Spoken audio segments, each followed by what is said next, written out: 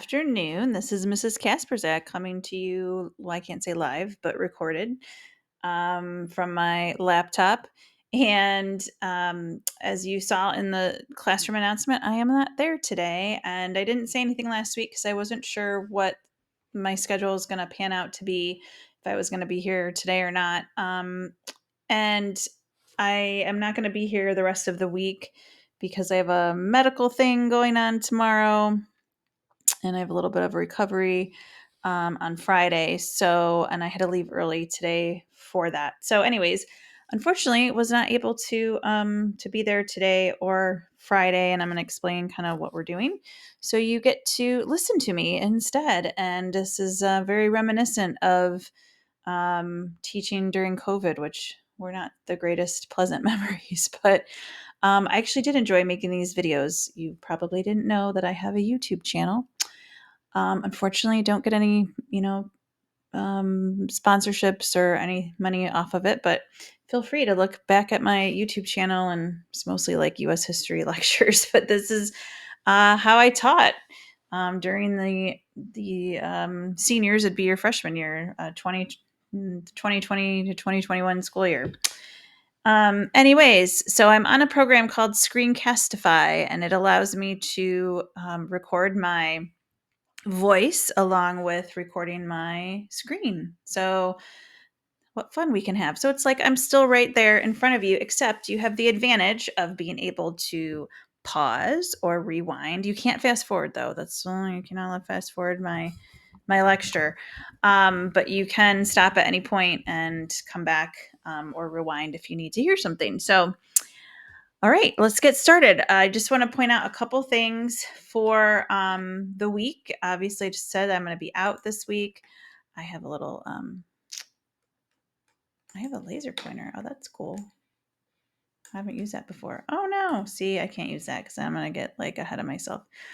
Okay, sorry. I get a little, I got to turn off the laser pointer. Okay. Turn on the pen. That's what I want. Turn on the pen. Okay, cool. All right. So I'm going to be out. Just talked about that. So you're going to have a couple of recorded lectures today and on Friday. So that is what I'm doing right now. You're going to have two videos that will come out. Today we're going to finish up our notes on 4.4, which we started last week. And then Friday we're going to start the next section. Speaking of Friday, Friday is our virtual day, and Miss Pittman, who some of you know who she is, I think you guys may have met her last semester. She's pretty much been here like all year. She is my student teacher. She's teaching my U.S. history classes. She's also basically is like kind of taken over my TCB for the time being, and she's teaching with Mr. Porteous as well. So that's why she's not in our class, because she's in his class during this period. And so she's going to be with you on Friday. So Friday, you guys are going to be at home. Yay for you. And I know it's going to be kind of annoying, but you do have to log in. And you're going to log into Miss Pittman's Zoom room, which I'll have the link for you on Classroom. And so not my Zoom room. You're going to go to Miss Pittman. She will actually be at school, at my desk, in my classroom the whole day. So she will log on, or you'll log on with her. She'll do attendance. Really important that you guys show up Friday, because the whole point of making up this day from snow days, which of course, snow days are great until we have to start making up days.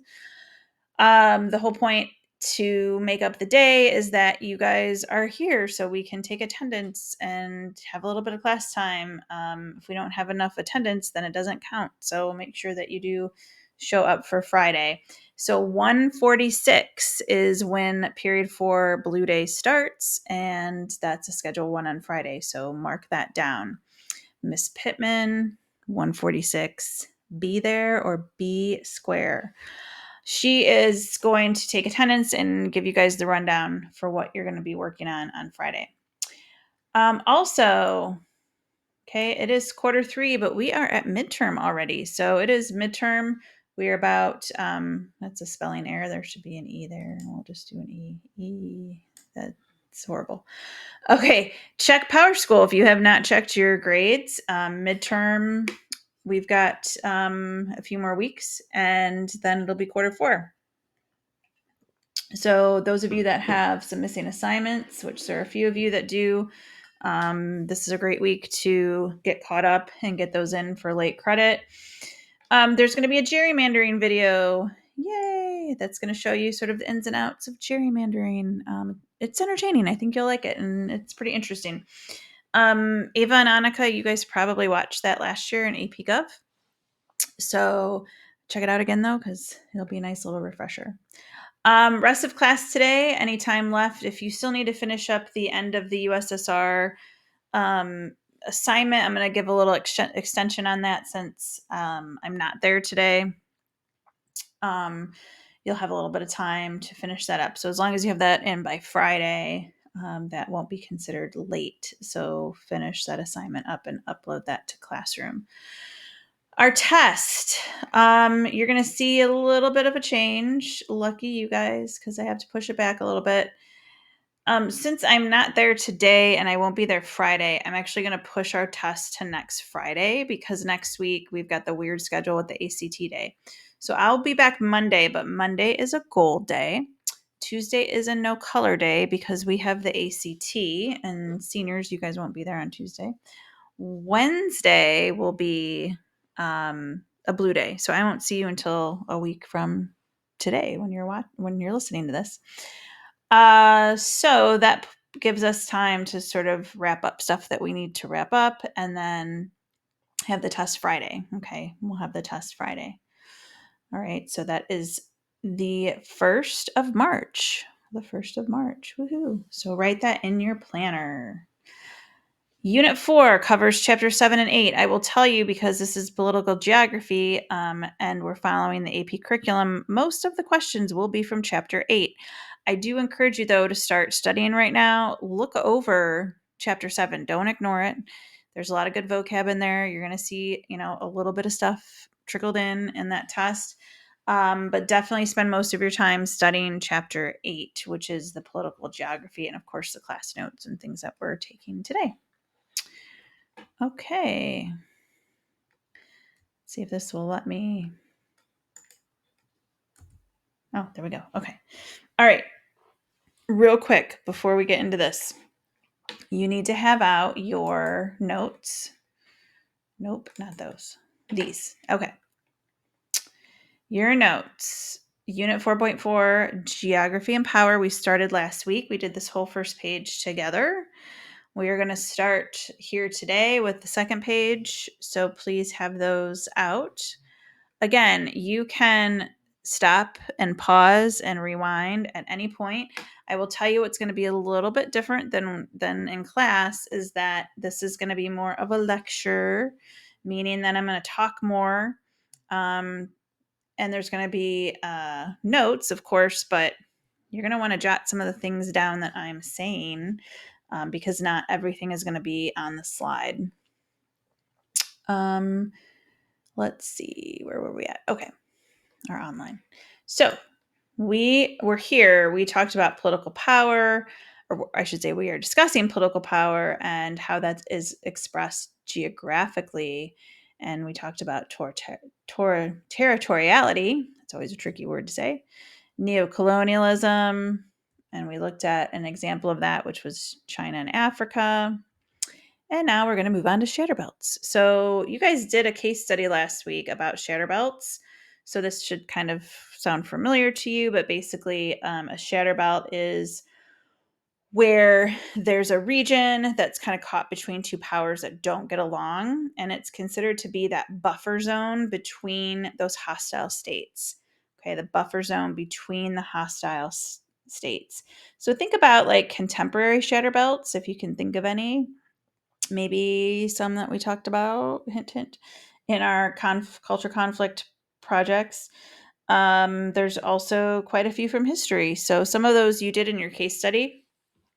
Usually there is a lot of political, economic, and cultural pressure that is exerted on the people that live there, and that can cause splintering.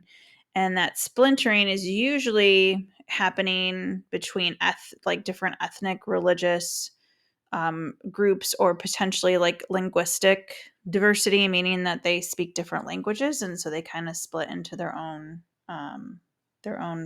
groups from there. All right, we're going to look at an example of a shatter belt. Uh-oh, what happened to my screen? Somehow I got 3 blank slides that I didn't need. Okay. All right, Eastern Europe. So a couple of the examples that you did, I think, in your case study were from this area, but Eastern Europe has really functioned as a shatter belt for a number of years between Western Europe and Russia. So it's been a really, really long time. I mean, it's been like literally and figuratively stuck between the democratic West and the communist Soviet Union during the Cold War. It is extremely culturally complex. So when you look over here at this, especially like this part of the map, when we go down, a lot of these areas, not really up here, but I'm just going to kind of encircle. We can even kind of include Poland, but a lot of these areas. So first of all, a lot of this area was part of the Soviet Union during the Cold War. If you remember looking at the map pre-World War I, you had all of these different ethnicities like the Czechs and the Serbs and those peoples that wanted self-determination, and eventually like it kind of gets split, but then World War II happens and all that kind of stuff. So it's really has like a very rich history of being a shatter belt. Present day, we consider Ukraine definitely to be a shatter belt. It's definitely pulled between like Europe and the US, the West, as we would say, and Russia. Of course, I think I think every class did a project on Russia and Ukraine, but we know that things there are not good because there's a war. And there, for Ukraine, who wants democracy and wants to actually be a part of NATO and a part of the European Union, versus like being an ally of Russia, it kind of puts them in a really precarious position. And that's one of the reasons why like Putin wants to take over the Ukraine, because of that relationship. And it's just, kind of very complex there. Okay, so let's go back here. We're gonna go back to my mouse. All right, moving on. We're gonna look at choke points. So choke point is looking at like physically a canal or what they call strait that is very, very narrow. It can be hard to pass, but it's used mostly for like trade and like transportation and stuff and getting ships through. And it can be like this picture. Okay, so it can be shaped like a bottleneck, or can be bottleneck. So think of like when you're driving and there's traffic and maybe like there's a lane close or something where you have to kind of merge into one place.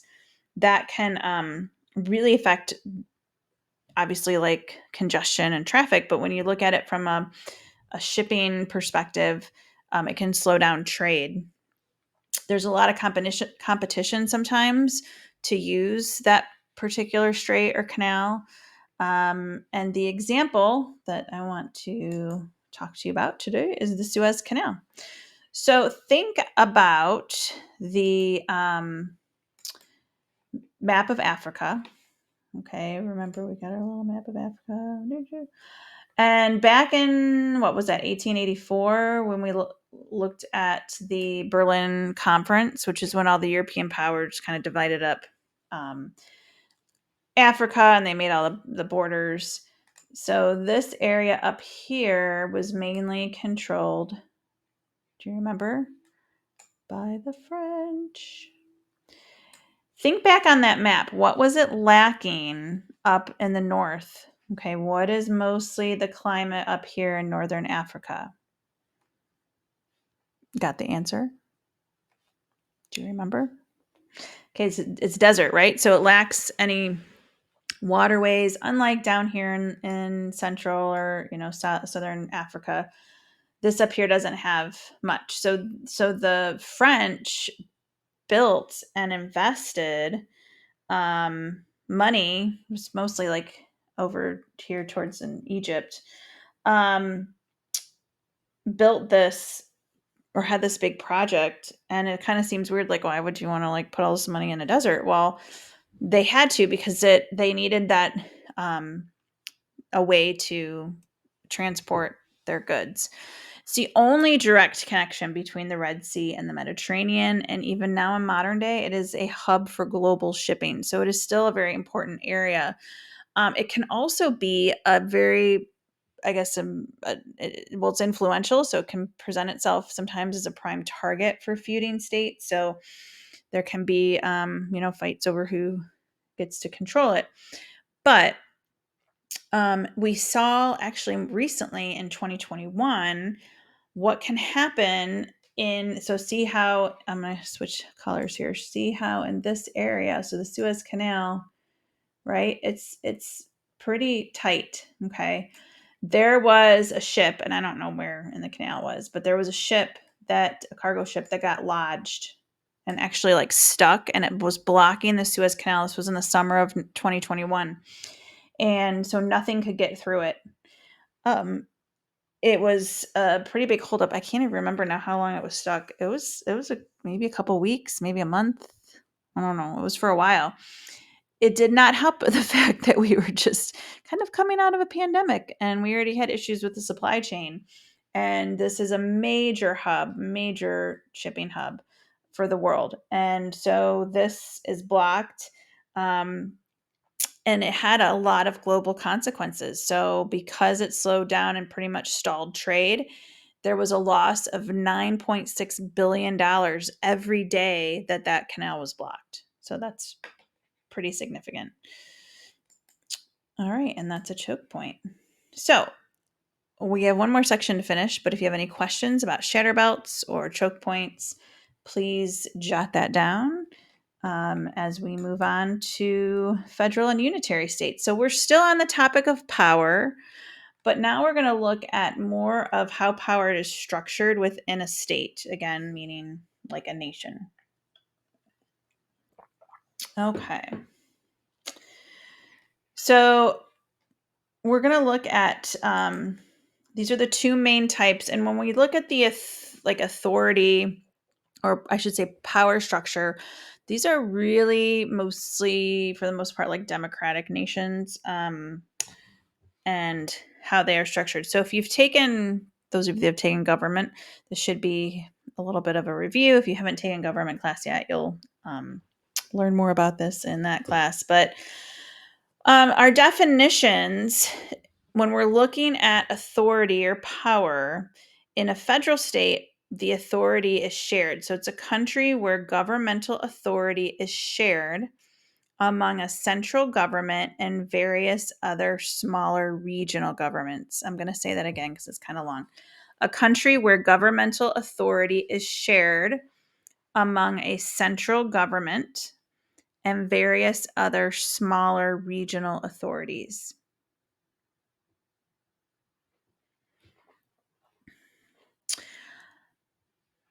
Okay, so important phrase, and why I kind of have that, why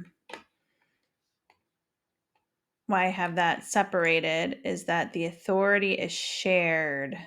Okay, shared. A unitary. Anyone know, if we're going to break down this word, what uni means? Latin. I think Sarah, you said you take Latin, so think about what uni means. Think of a unicorn. Okay, there's one, right? Unicorn has one horn. So uni means one. So a unitary state is one, and the one is the central government. It's very hard to use a mouse and a pen. Okay. All right. So in a unitary state, a country where governmental authority is held primarily by the central government. Okay, by the central government. All right, we're going to talk about unitary states first.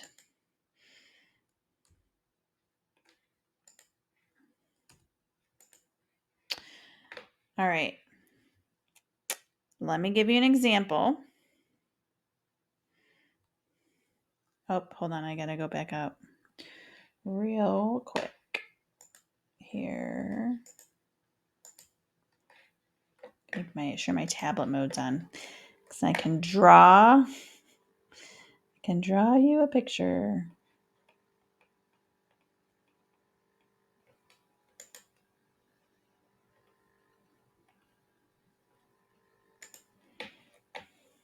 Okay.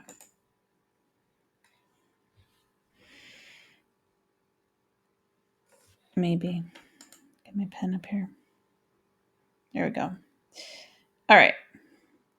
So we have our central government. So this is unitary.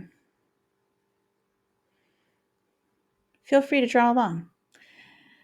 It always helps when you have a visual. Normally I'd be doing this on the chalkboard, so just bear with me. All right. So we have our central government. Its power is not shared because all the authority lies here. Okay, these people kind of like make all the decisions. But the power is driven down to the localities, or like think of like towns and villages.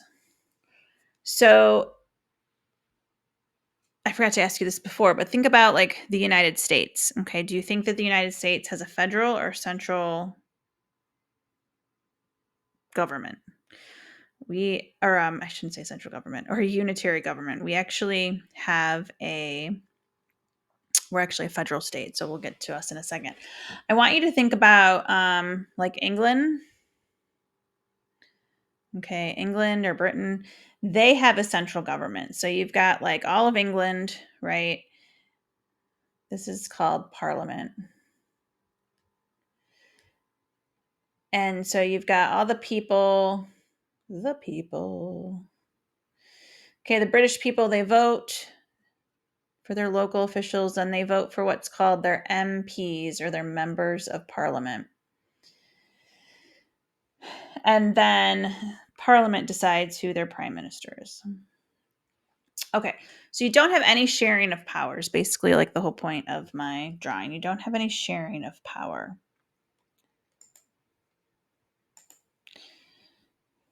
Ooh, I guess we gotta go and clear that screen, because is that gonna, I guess, oh, wait, okay, there we go. That was like kind of confusing. All right, let's look at the details of characteristics of a unitary state. So distribution of power, there's no hierarchy of power. Okay, so there's no hierarchy of power. What is it best suited for? Well, it's best suited for smaller states, okay, but not only smaller states, and we're talking about land size, but also states that are very homogenous in population. So think about that word homogenous. Okay, homogenous means like the same. So like the same maybe ethnicity, or the same language, or the same religion, whatever. Typically, like that means that there are not a significant amount of a minority group, or like smaller group of people. So mostly it's like all the same kind of people. So examples: UK, Italy, Japan, China, Philippines, Bangladesh, Indonesia, Algeria, Denmark, okay, so forth. So tons of different examples. There, think about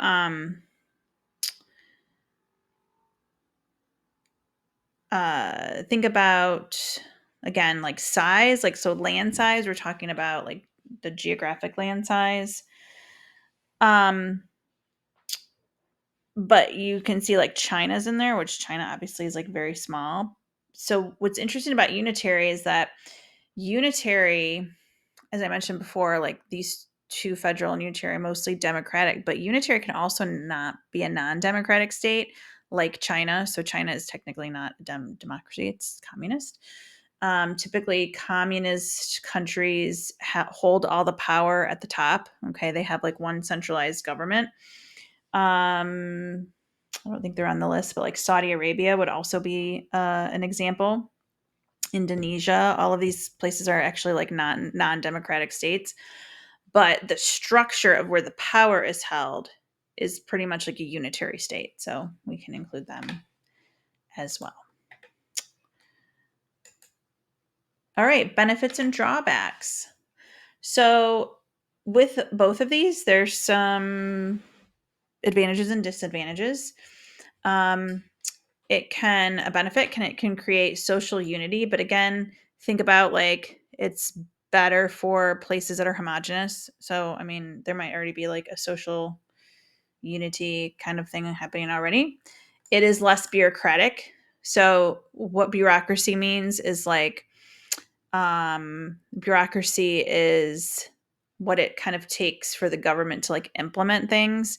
So in our country, bureaucracies are like the departments within what's called the executive branch. So it's like Department of State, like the State Department, um, Department of Defense, Department of Housing, all that kind of stuff. So there's like less of that in a unitary state. There is a standardized, like, or standardization of laws and regulations around the country. So again, think about how that would fit something that's small geographically, or even like ethnically homogenous or whatever we're talking about, that it's standardized. So there's not really a lot of room for like diversity. I don't want to say like diversity in terms of ethnicity on that way, but like diversity of laws, because everything's like kind of the same. What are some drawbacks? Well, drawbacks is really who has the power. So we know where the power's at, right? We know the power's in the central government. Who is consisting of that central government? It typically, like in my horrible drawing, it is typically a small group. Okay, so like in the UK and England, it is Parliament. Um, Parliament has the power, and the Prime Minister, who is decided by the Parliament. It is easier, and we see this throughout history, like let's say post World War I Germany, for example, technically was a unitary state through the Weimar Republic, which was a really unstable government, and it allowed the Nazis and Hitler to be elected and take over. So it actually can easily turn into a dictatorship because the power is not shared. Okay. It also doesn't account for cultural differences. So, like, in England, for example, there are minority groups and there is an increase in cultural diversity, mostly based with like immigration and all that kind of stuff we've talked about in the past. And so, power structures like that don't necessarily like match very well with like a modern day place because of more moving around and migration. All right, let's take a look at. Actually, I'm going to erase this, right? Because we want to clear the screen. Getting better at this. Okay. All right, let's look at the characteristics of a federal state. Okay, so in a federal state, we have multiple levels of power. We have a lot of, oh, actually, I didn't do my little drawing first. I can do it on here. Hold on. It's like you've been waiting for this. Okay, I'll just do it right here. So we have the federal government. The Fed. And then we have states. And then we have local. Okay. So we're actually going to cross off the local for now. We're just going to look here. So Fed and state. Okay, so we have our federal government and we have our state government. So we have multiple levels of power. Okay, best suited for larger states.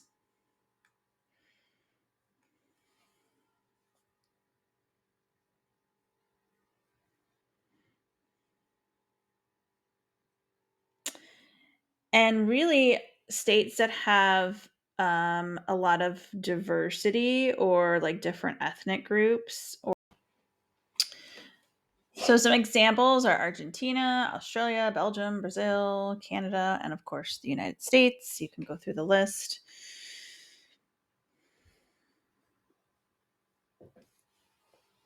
Typically, again, we're going to see um, countries that are geographically large, like the US, like Australia, like Canada, like Mexico. Okay, so all of North America is a federal um, government. There are some though that are smaller, but maybe have that ethnic diversity. And again, we've got our. I'm going to write that again. Federal. That's even worse because I took off my tablet mode. Federal, state. Okay, so here in the US, we have the 50 states, not to be confused with nations, because we are not sovereign. The state of Ohio is not sovereign. We answer to the federal government. It's multiple levels of power. So I don't necessarily want to say there's like a hierarchy, but a lot of times there is because, like in our country, we have the federal government. We have, first of all, the Constitution, which is like the supreme law of the land. And then we have the federal government, and then we have the state government, and then the states tell what the locals do. So essentially, we have like multiple levels of government, but typically, a lot of powers are shared between the federal and the state governments. So, for example, like let's look at elections. So, most election laws come from the states. So, states control their own like how long the polls are open and for the most part what's required to that you need to have in order to vote. But the federal government also has laws about elections, right? So we've got um what is it, like the 26th amendment that says you have to be 18 in order to vote. That's an amendment to the Constitution, so that applies to all 50 states, not just like one state or two states. That's in the Constitution. So that's definitely something that everyone has to adhere to.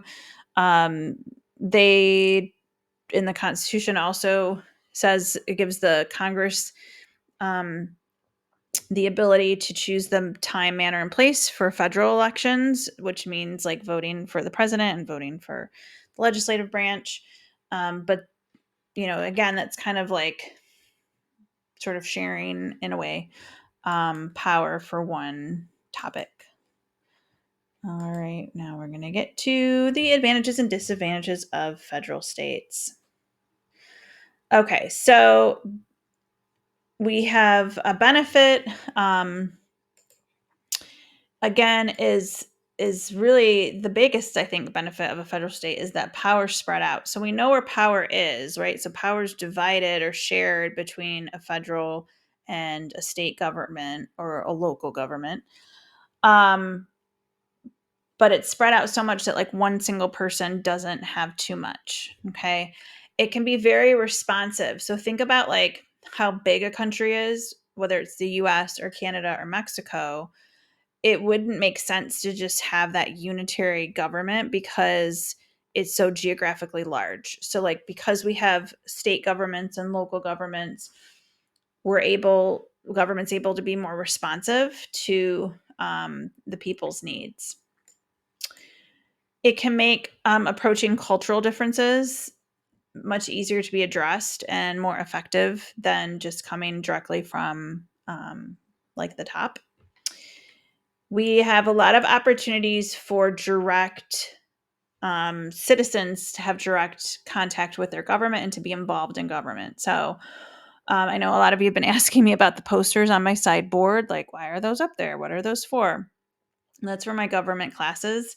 So I should say government class because I only have one right now. But you, as a government student, whether you take AP or you take regular Gov, you have to do 4 hours of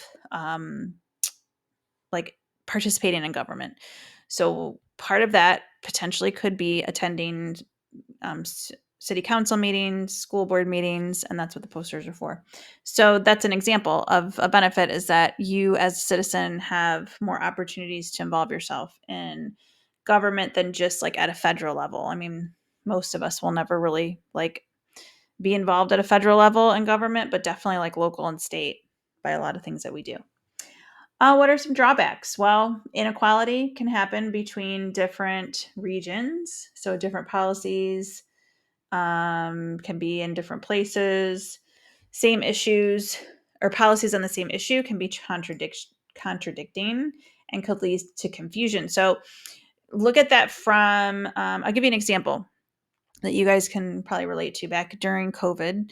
And, each state had different laws about, or should do different regulations about like who's wearing masks, when to wear masks, when not to wear, or, like, did you have to quarantine, like when you traveled coming into a state or leaving a state, whatever it was.